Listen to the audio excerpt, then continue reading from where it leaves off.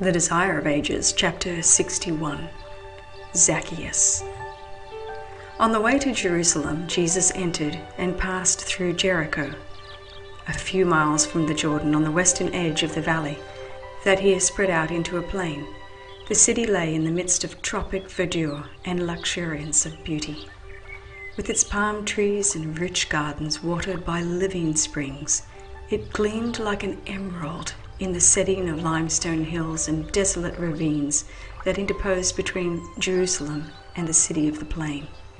Many caravans on their way to the feast passed through Jericho. Their arrival was always a festive season, but now a deeper interest stirred the people.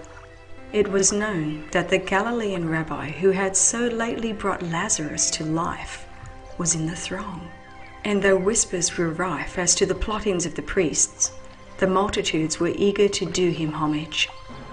Jericho was one of the cities anciently set apart for the priests, and at this time large numbers of priests had their residence there. But the city had also a population of a widely different character. It was a great center of traffic, and Roman officials and soldiers with strangers from different quarters were found there, while the collection of customs made it the home of many publicans. The chief among the publicans, Zacchaeus, was a Jew and detested by his countrymen. His rank and wealth were the reward of a calling they abhorred, and which was regarded as another name for injustice and extortion. Yet the wealthy customs officer was not altogether the hardened man of the world that he seemed. Beneath the appearance of worldliness and pride was a heart susceptible to divine influences. Zacchaeus had heard of Jesus, the report of one who had borne himself with kindness and courtesy toward the proscribed classes had spread far and wide.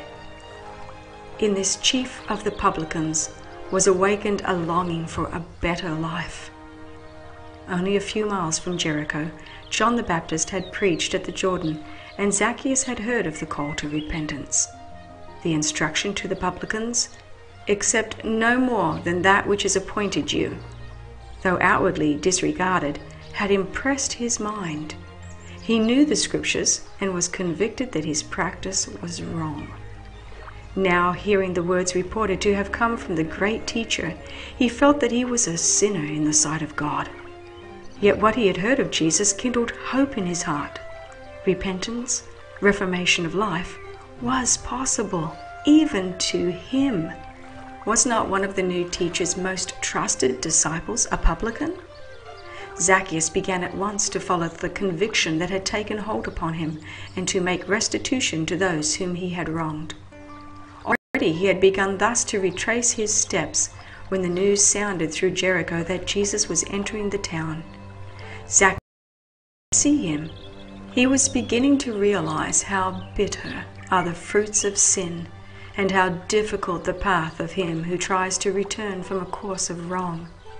To be misunderstood, to be met with suspicion and distrust in the effort to correct his errors, was hard to bear. The chief publican longed to look upon the face of him whose words had broken his heart. The streets were crowded, and Zacchaeus, who